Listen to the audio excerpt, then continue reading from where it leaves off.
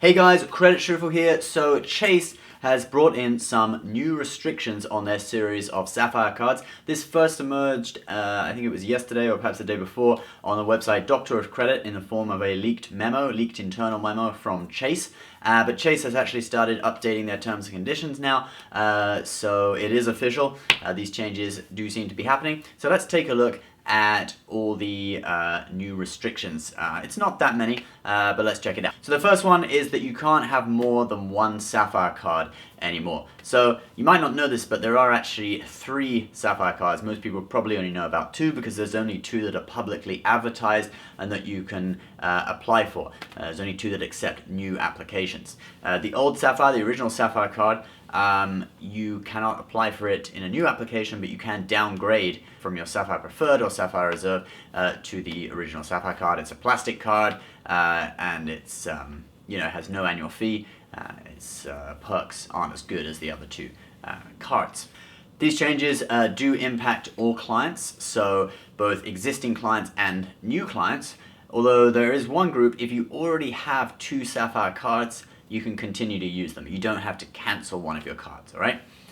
Chase points out that you can upgrade and downgrade, so even though you can't apply for, if you have the Sapphire Preferred, you can't apply for the Sapphire Reserve, you can, of course, upgrade to it.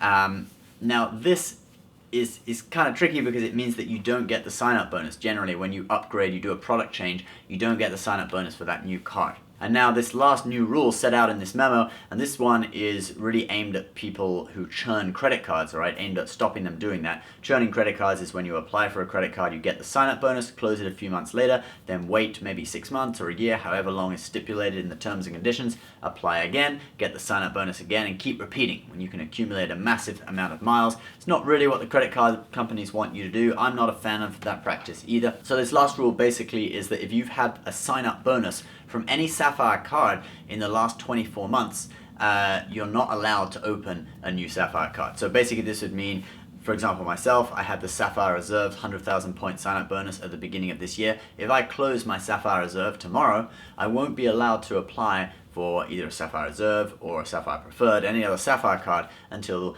the beginning of 2019, because that's when the 24-month period since I had the sign-up bonus ends.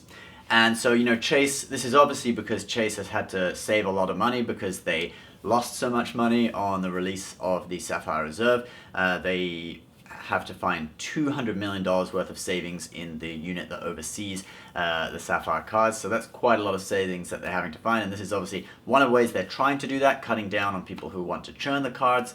I have to point out, though, that even though they're adding this new restriction, it is actually quite generous compared to American Express. With American Express, if you've had the sign-up bonus from a specific card once in your lifetime, you cannot have it again in your whole life. You have to wait until you reincarnate and get it in the next life. Just kidding about that one. Anyway, so guys, what do you think? Will this impact you? To be honest, it doesn't really impact me. I have the Sapphire Reserve. I'm very happy with it. I've already had the sign-up bonus, and for me, it's a keeper card. I'm enjoying the lounge access from it. I'm enjoying the 3 points on travel and dining. I have no intention of cancelling it, and generally I don't like the idea of churning cards. I personally believe, I apply for like 1 new credit card per year, one or 2, so I'm perfectly happy with getting 1 nice big sign-up bonus per year, and then the rest of my points that I need for the year I can make up through spending. Normally get enough to cover like a vacation, maybe 1 long-haul flight, a week's stay in hotels, all that. So, but does this impact you? Leave your comments below. If you're new, please subscribe, give this video a like. See you next time. Bye.